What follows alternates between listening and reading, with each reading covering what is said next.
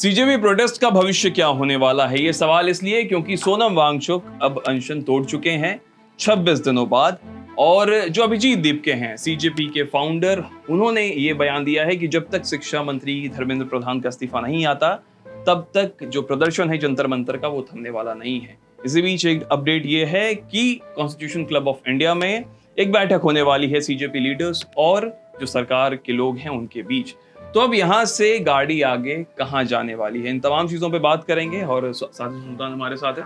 सुल्तान, अब जो यहाँ से जो पूरा दिख रहा है आपको रंग रूप, आप ग्राउंड पे भी थे, सारी चीजें आपने कवर कर रहे हैं वहां से, यहाँ से क्योंकि सोनम वांगचुक के अनशन पे लोग थे कि आप उनको तोड़े हो रहे हैं, यहाँ से प्रोटेस्ट किस तरफ जाता आपको दिख रहा है? पहली चीज ये है कि सोनम वांगचुक का ने अपना भूख हड़ताल जो है वो खत्म की है। लेकिन अभी तक ये प्रोटेस्ट जो है उन्होंने कहीं से भी उनकी तरफ से ये नहीं कहा गया कि ये प्रोटेस्ट जो है कॉल ऑफ कर लिया है, ये इस प्रोटेस्ट से वो हट रहे हैं। भूख हड़ताल उनकी 26 दिन की हो गई थी, उसके बाद उन्होंने भूख हड़ताल स्वास्थ्य कारणों की वजह से तोड़ दी, ऐसा कहा जा रहा है कॉकरोच जनता पार्टी की तरफ से। दूसरी बात यह है कि 4 बार इस बीच में गृह मंत्रालय की तरफ से न्योता दिया गया कॉकरोच जनता पार्टी के लोगों को बातचीत के लिए, लेकिन वो बार बार नहीं जा रहे थे। वो ऐसा कह रहे थे, कॉकरोच जनता पार्टी का ये कहना है, क्योंकि आपको याद होगा जिस दिन 20 जुलाई को जो मार्च था, उसके बाद में कॉकरोच जनता पार्टी के 2 लीडर आशुतोष रांका और सौरभ दास चले गए थे मिलने के लिए जैसे जेपी नड्डा से, जिसका बैकलैश उनको झेलना पड़ा था बहुत भयंकर।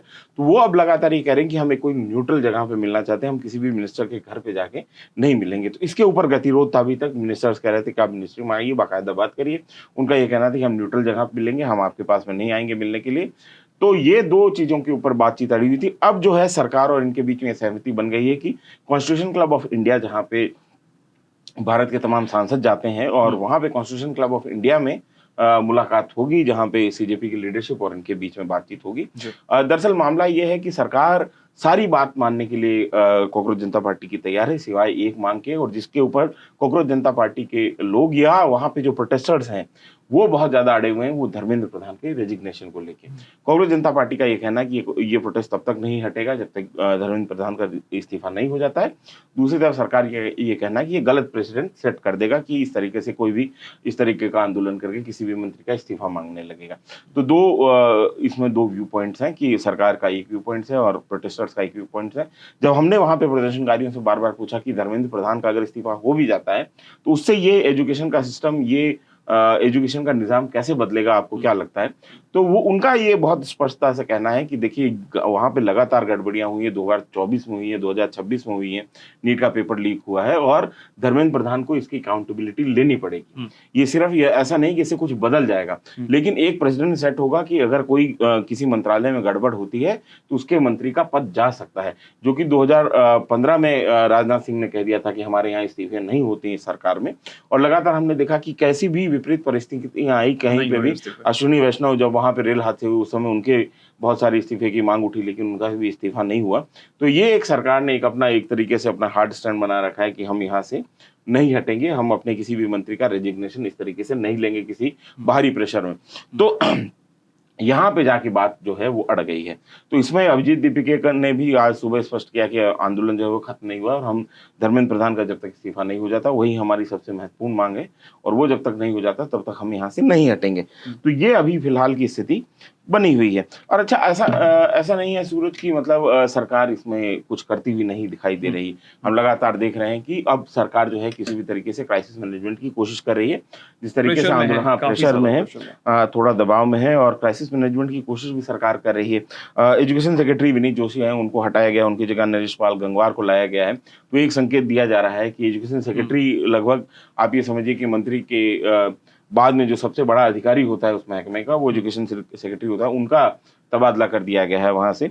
दूसरा ये है कि 2024 में भी इसी तरीके का हमको चीजें दिखाई दी थी, जब 2024 का नीट का एग्जामिनेशन जब लीक हुआ था उसमें गड़बड़ियां पाई गई थी। उसके बाद में बड़े पैमाने पे जो है वहां पे छात्रों का गुस्सा फूटा था। उसके बाद में के राधाकृष्णन कमेटी बनाई गई थी, 7 मेंबर की कमेटी थी, जिसने ये कहा था कि किस तरीके से फिजिकल और साइबर जो प्रेजेंस है पेपर की उसको लीक होने से किस तरीके से बचाया जा सकता है, उसके ऊपर इस कमेटी ने रिकमेंडेशन दी।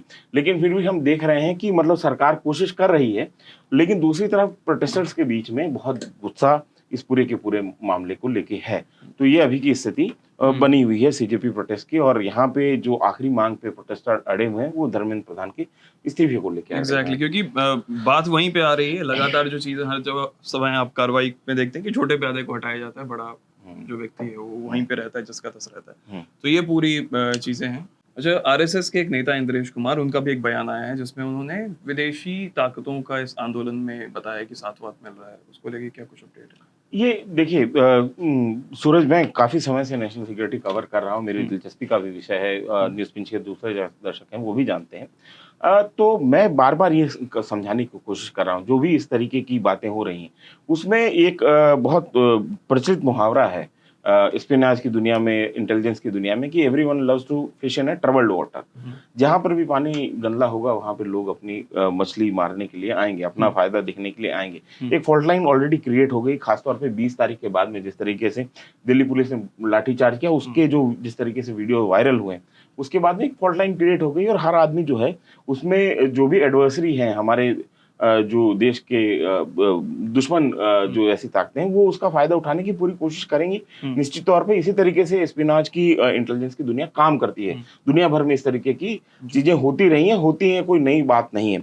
अब आप ये समझिए, जैसे अब इसका हमको कई सारे साइंस इसके हमको दिखाई देते हैं। जैसे सिख फॉर जस्टिस करके एक संस्था है और जिसके मुखिया हैं गुरपतवंत सिंह पन्नू, जो कि यूएपीए में डेजिग्नेटेड टेररिस्ट हैं, इस देश में उनको आतंकवादी का दर्जा मिला हुआ है। उन्होंने खुलेआम कहा है कि मैं सीजेपी के प्रदर्शन को समर्थन करता हूं और वहां पे मैं कुछ डोनेशन भी, मतलब उन्होंने 10 करोड़ रुपए देने की बात कही है। तो इस तरीके, अच्छा, वो गुरपतवंत सिंह पन्नू के बारे में यह है कि गुरपतवंत सिंह इस तरीके की बहुत अजीबोगरीब बातें जो है कहते रहे। गुरपतवंत सिंह पेशे से वकील हैं और उसने जो है जब सोनिया गांधी, जब यूपीए गवर्नमेंट पावर में थी, उस समय सोनिया गांधी और राहुल गांधी का जो अमेरिका विजिट था उसके खिलाफ जो है वहां पे याचिका दायर कर रखी थी कि इनको वीजा ना दिया जाए, क्योंकि इनके परिवार के लोग जो है वो 1984 के एंटी सिख राइट्स में शामिल थे। तो इस किस्म की जो है बहुत बेहुदा दलीलें वो देता रहा है वो आदमी। और बेसिकली एक उनका उसका कैरेक्टर जो है वो एक तरीके से क्लाउन जैसा कैरेक्टर है, मतलब कुछ भी आके बोलना और इस तरीके से करना, लेकिन वो अपने तरफ से भरसक कोशिश कर रहे हैं। और क्योंकि हम ये सारा चीजें हम कवर कर रहे होते हैं तो हम ये लगातार ये भी देख रहे हैं कि जैसे पाकिस्तान की कई यूट्यूब चैनल्स हैं, कई टेलीविजन चैनल्स हैं, तो वो गुरपतवंत सिंह पन्नू को ठीक ठाक स्पेस देते हैं। इस तरीके से कई मैंने ये देखा है कि एक बाढ़ सी आ गई जहाँ पे कई पाकिस्तान के जेन्युइन जो स्टूडेंट्स हैं वो भी इंडिया के उसमें समर्थन में वीडियोस आ रहे हैं, लेकिन उसके उस पूरे के पूरे कैमोफ्लेज के अंदर बहुत सारे जैसे DGISPR के भी अकाउंट हैं जो भी अपना इंफॉर्मेशन वॉरफेयर उसके अंदर शुरू कर रहे हैं। तो ये होता है किसी भी देश में, अगर फुल टाइम इस तरीके की क्रिएट हो रही है तो एडवर्सरी इस तरीके का फायदा उठाने की कोशिश करता है। और यहाँ पे बहुत जरूरी हो जाता है, क्योंकि ये जो जनरेशन जेन जी जो ये प्रोटेस्ट हो रहा है, ये लोग काफी क्रिएटिव, काफी समझदार लोग हैं, तो उनके लिए ये बहुत महत्वपूर्ण हो जाता है कि वो कहाँ से इंफॉर्मेशन ले रहे हैं, उसका सोर्स क्या है और उसके कहीं कोई हिडन एजेंडा तो नहीं है, उसको वो समझ के चलते रहें। और दूसरी बात यह है कि बहुत ज्यादा कोशिश होगी, कई जगहों पे आप ये देखेंगे कि कुछ लोग जो है भीड़ में घुस के उकसाने की कोशिश करेंगे। तो ये जो प्रोटेस्टर जो वहां पे बैठे हुए हैं, जो पीसफुली 1 महीने से ज्यादा उनको प्रोटेस्ट करते हुए हो गया है, उनको ये ध्यान रखना होगा कि इस तरीके से अगर कोई उकसा रहा है तो उसको कॉल आउट करें, उसको बताएं कि ये देखो ये आदमी हमको उकसाने की कोशिश कर रहा है, उसके वीडियोस बनाएं।